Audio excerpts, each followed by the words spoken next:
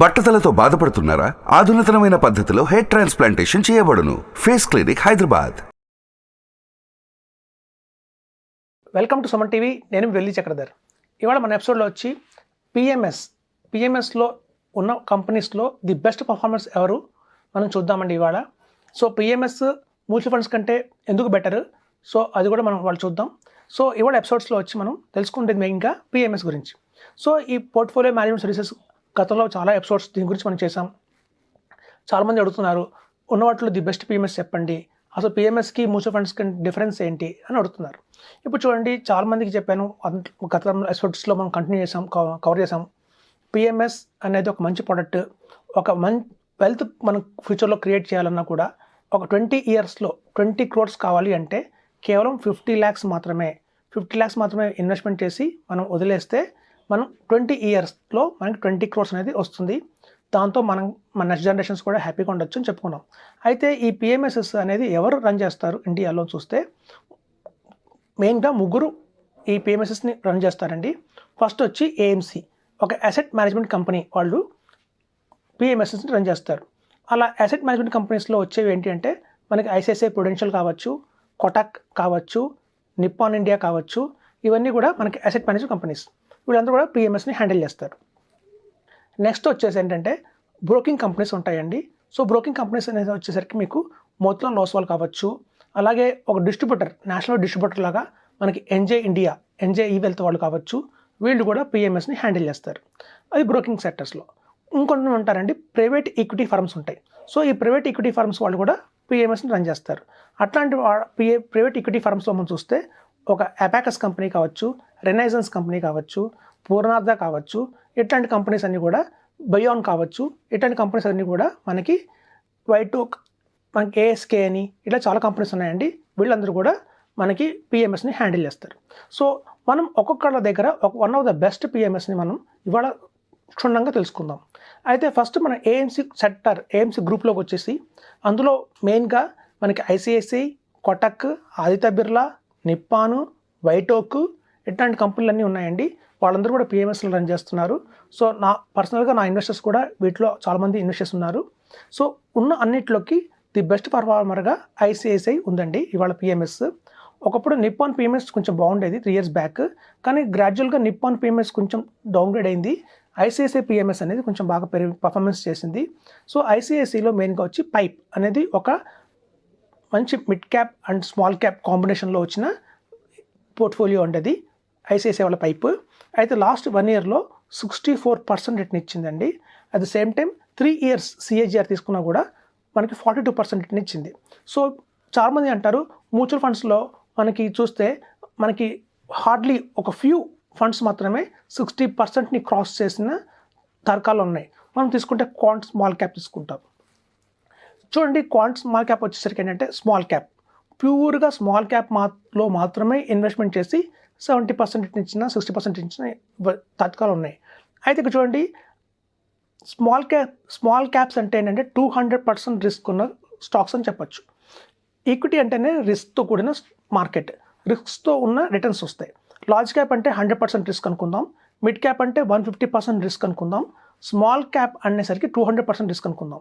So 200% risk తీసుకొని ఇచ్చిన 70% return ఇచ్చిన క్వాంట్ స్మాల్ క్యాప్ కంటే కూడా ఐసిఐసిఐ ప్రుడెన్షియల్లో మనకి small cap and mid cap combination, అంటే మిడ్ క్యాప్ కూడా ఉంది కాబట్టి రిస్క్ తగ్గింది. కాబట్టి అలా రిస్క్ తగ్గినా కూడా ఈక్వల్ మనకి రిటర్న్ ఇచ్చినది మనకి ఐసిఐసిఐ పైప్.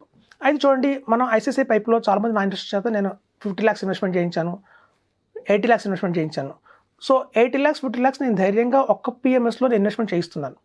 సో ఎలా చేస్తామంటే ఒక 60 lakhs ఎవరైనా నా దగ్గరకు వచ్చి ఐసిఐసిలో ఇన్వెస్ట్ చేద్దాము అంటే నేను ఫస్ట్ 20 lakhs మాత్రమే ఈక్విటీలో ఇన్వెస్ట్మెంట్ చేయించి, అదే ఐసిఐసిఐ ఏఎంసి పిఎంఎస్ దగ్గర లిక్విడ్ ఫండ్ ఉంటుందండి, అందులో ఒక 40 lakhs ఇన్వెస్ట్మెంట్ చేసి ఆ 40 lakhsలోంచి 5 lakhs ఎవ్రీ మంత్ అలా ఇన్స్టాల్మెంట్ బేసిస్ మీద నేను మొత్తం ఒక 6 months హారిజాన్లో ఈక్విటీలోకి తీసుకెళ్తాం.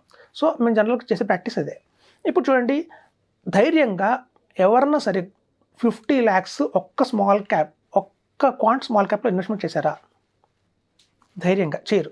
ఈవెన్ మీరు ఒకవేళ స్మాల్ క్యాప్ లాంటి ఒకే ఫండ్లో 50 lakhs వన్ టైం ఇన్వెస్ట్మెంట్ చేద్దామంటే అది అలో చేస్తాయా? చూడండి, చాలామంది మ్యూచువల్ ఫండ్స్లో బెటర్ కదండి పిఎంఎస్ కన్నా అంటారు. కానీ చాలామంది మ్యూచువల్ ఫండ్స్లో లంసమ్గా ఒకే స్టాక్లో అలో చేయరు. ఈవెన్ మనకి వైట్ ఓక్ కావచ్చు, మోతిలాల్ ఒస్వాల్ కావచ్చు, చాలా కొన్ని ఫండ్స్లో 1 lakh మించి ఒకేసారి తీసుకోవట్లేదు. ఎందుకంటే అది సెబీ ఏం చెప్పిందంటే వాళ్ళు కంట్రోల్ చేయడానికి, అంటే ఫండ్స్ని కంట్రోల్ చేయడానికి వాళ్ళు అలా చేస్తారు.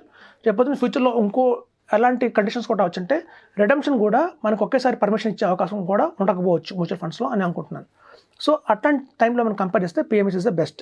సో ఇలా పిఎంఎస్లో మీరు చూస్తే కనుక ఎవరైతే 3 years హారిజన్లో నా క్లయింట్స్ పెట్టున్నారో 50 lakhs ఒకసారి పెట్టారో వితిన్ 3 yearsలో వాళ్ళకి 1 crore దాటిపోయింది రిటర్న్. అలాగే పైప్లో ఈవెన్ 1.5 year బ్యాక్ పెట్టినా కూడా వితిన్ 1.5 yearలోనే 1 crore వాళ్ళు చూశారు 50 lakhs పెట్టి.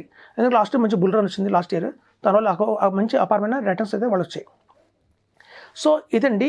ఈవెన్ ఒక స్మాల్ అండ్ మిడ్ క్యాప్ అయినా సార్ ఇంకేమైనా కేటగిరీ లేదా పిఎంఎస్లో అంటే లార్జ్ క్యాప్ కేటగిరీ ఉందండి. సో ఇదే ఐసిఐసిఐ వాళ్ళ దగ్గర లార్జ్ క్యాప్ కేటగిరీలో కాంట్రా అనేది స్ట్రాటజీ ఉంది. సో ఐసిఐసిఐ కాంట్రా స్ట్రాటజీ పూర్తిగా లార్జ్ క్యాప్, అంటే పూర్తిగా లార్జ్ క్యాప్, రిస్క్ అనేది లేదు, మొత్తం అన్ని బ్లూ చిప్ స్టాక్స్లో కొంటారు.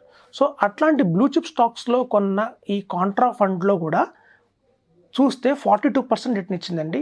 మీరు చూస్తే the best blue chip mutual funds అని మీరు మనీ కంట్రోల్లో కానీ వాల్యూ రీసెర్చ్లో కొనుక్కుంటే ఐసిఐసిఐ బ్లూ చిప్పే వస్తుంది. అక్కడ కూడా నెంబర్ 1 ఐసిఐసిఐ ఉంది బ్లూ చిప్లో.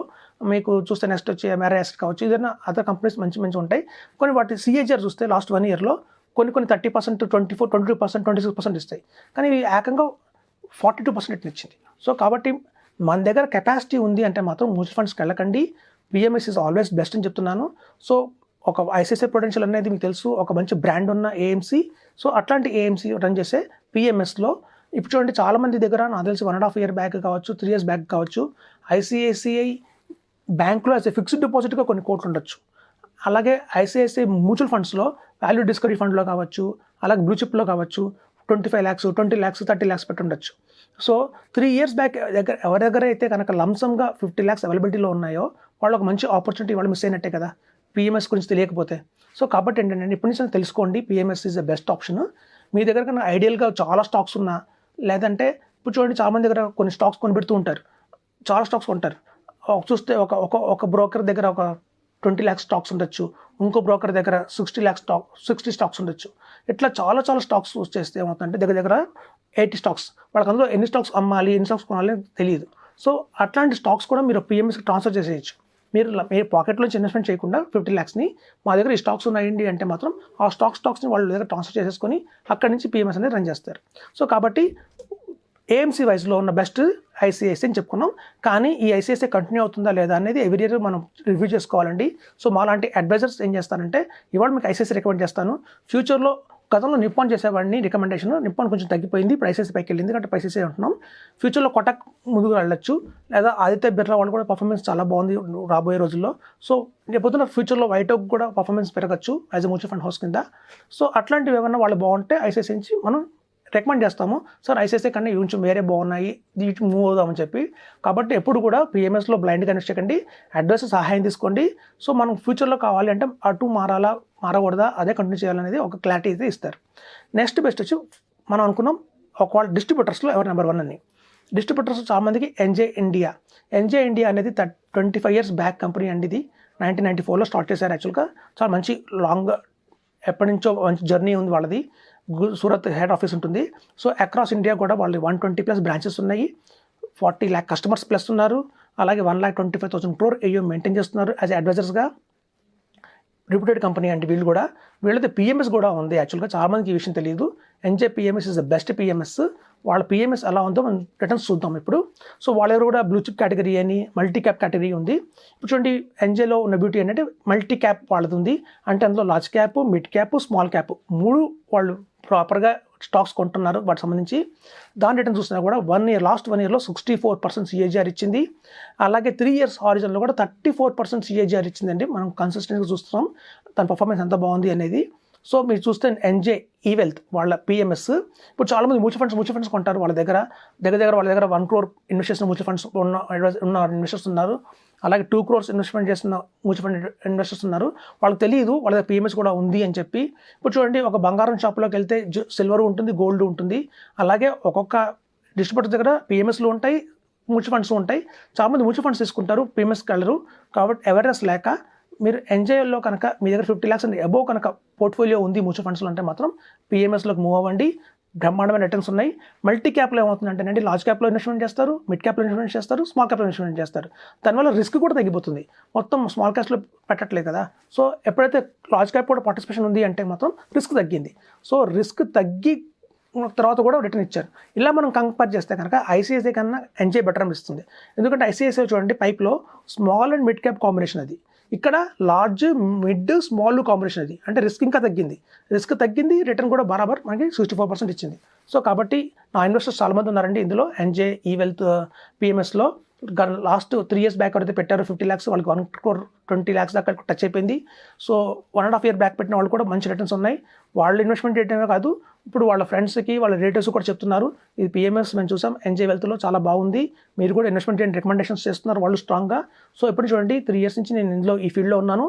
సో ఎన్జే వెల్త్ వాళ్ళ పిఎంఎస్ కూడా చాలా బాగుంది. మల్టీ క్యాప్ స్ట్రాటజీ ఎక్స్ట్రాడినరీగా ఉంది, పర్ఫార్మెన్స్ చాలా బాగుంది. నెక్స్ట్ వచ్చి మనం అనుకున్నాము ఒక ప్రైవేట్ ఈక్విటీ ఫర్మ్ ఎవరైతే ఉన్నారో వాళ్ళు చూద్దాం. So abacus. సో ఇప్పుడు చూడండి రెనైజెన్స్ ఉంది, అబాకస్ ఉంది, బియాన్ ఉంది, చాలా కంపెనీస్ ఉన్నాయండి ప్రైవేట్ ఈక్విటీలో మేనేజ్ చేసేవాళ్ళు. సో ఈ అబాకస్ అనేది ఎస్పెషల్లీ సునీల్ సింగ్ అని ఒక బెస్ట్ ఫండ్ మేనేజర్ ఉన్నాడు. మన నిప్పాన్ అనుకుంటాం, నిప్పాన్ ప్రతి వాళ్ళు చెప్పిన Nippon growth India, Nippon small cap, Nippon అని నేను చెప్తాం. ఆ నిప్పాన్కి నిజంగా బ్యాక్ బోన్ ఎవరు అంటే Sunil Singhania. He is the person అనమాట బిహైండ్ ద స్క్రీన్.